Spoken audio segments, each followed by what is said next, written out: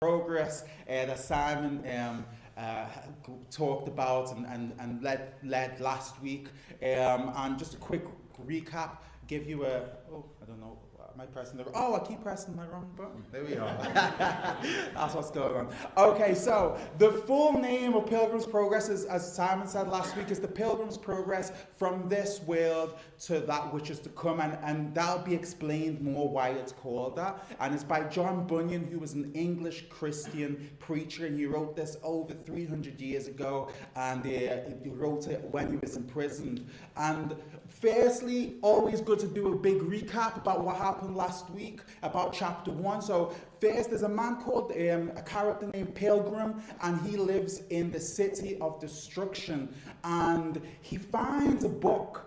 And in this book's the Bible, and as he's reading the Bible, he comes to find that he's got sin in his life. And he feels this heavy burden of sin on his back, and it keeps getting bigger and bigger and bigger until, as you can see there, it's almost unbearable for him to walk around with that big, heavy burden of sin on his back. And he becomes worried because he knows judgment is coming.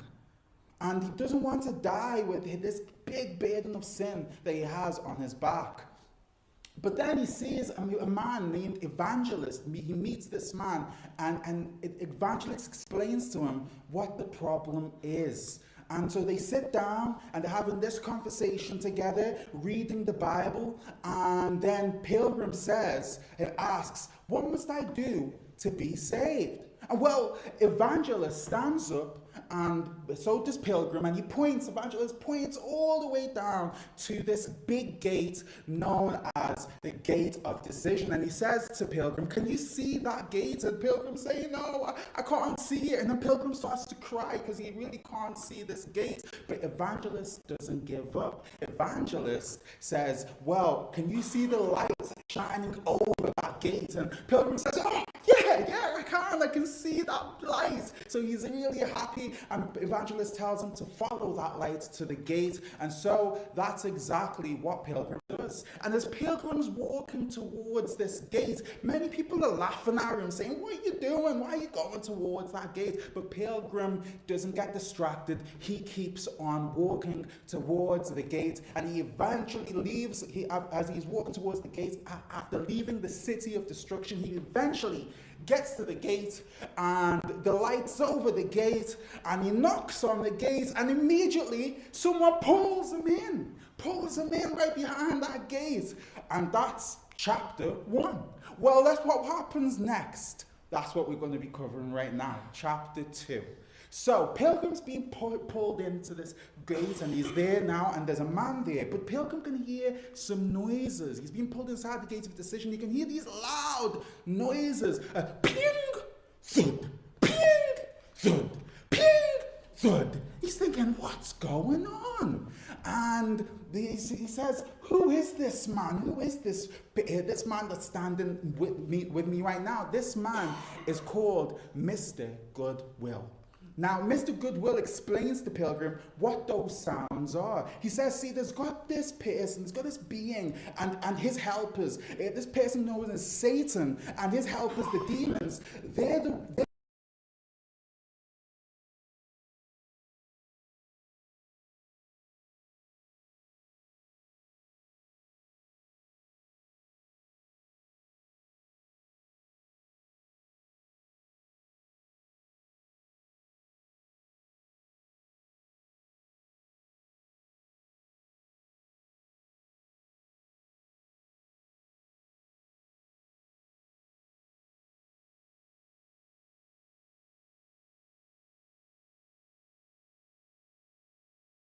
doing this. Well, Satan is shooting these arrows, these darts, because he wants to stop anyone from trying to reach that gate. That's why he's doing it. Satan and his helpers are doing this to try to stop anyone from reaching the gate. But the darts say things like, wait a while, there is no hurry. And things like, no one else is doing it, everyone will laugh at you. And that's what we saw with Pilgrim as he was going towards that gate. Many people were laughing at him. And so that gate's trying to distract people from reaching that. Those arrows trying to distract people from reaching that gate. But but Mr. Goodwill tells Pilgrim he's safe. Where he's safe because is behind a gate, and so those arrows can't reach him anymore, right? And the good lesson there, salvation brings safety, but the enemy will still try to attack, even though the great thing is that salvation brings safety. But what happens next? Well, they continue talking. The Pilgrim thanks Mr. Goodwill, but he also says, I still have a heavy burden of sin. Can you see? Right there, he's still got that big burden of sin on his back. Because Pilgrim had thought that by entering this gate that he'd be safe, because he finally made it to the gate. That's when he thought that the big burden would be removed. But Mr. Goodwill explains that entering the gate is just the beginning. It's not the end. The lesson there is becoming a Christian is the start of the journey. It's not the end of the journey. And so what happens is Mr. Goodwill takes Pilgrim by the two shoulders and he turns him around and has Pilgrim facing something. And he says, face this way. And he also says, from now on, look only in this direction. Don't look back. Don't look back where you came from the city of destruction. Keep your eyes focused on this. And what is it? Well, Pilgrim sees a rough wooden cross. And Pilgrim asks, what does that mean? What's the meaning of this cross? Because Pilgrim says he believes in Jesus, but he's still carrying that big heavy burden. Can you see it right there? That big heavy burden, he's still carrying it. And he says that evangelists had told Pilgrim that Pilgrim doesn't truly believe. And Pilgrim doesn't really understand what that means. He says, but how? How is it that I don't truly believe?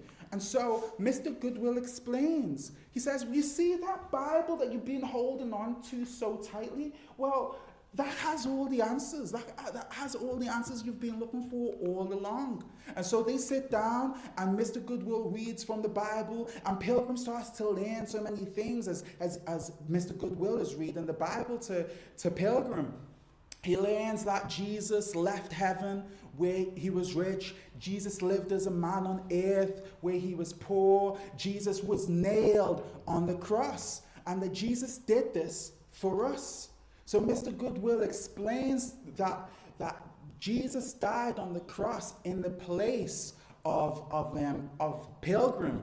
And no one can enter the celestial city without what Jesus did. So we can all be forgiven because of what Jesus did.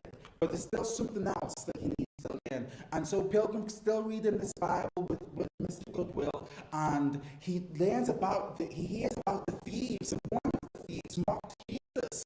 And one of the other thief believed and cried out for mercy.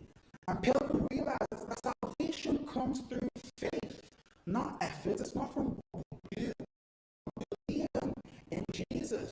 Salvation means being saved by Jesus. Faith means believing and trusting in Jesus. So to be saved by Jesus, we have to believe and trust in him, not ourselves. It's nothing we can do. It's on what Jesus does. And by doing that, anyone can be saved if they trust and believe in Jesus Christ. And that's how they can be saved, by following Jesus. And Pilgrim said, praise, and he believes. He's so happy, he believes. And you know what happens to his burden? Can you guess what happened to his burden?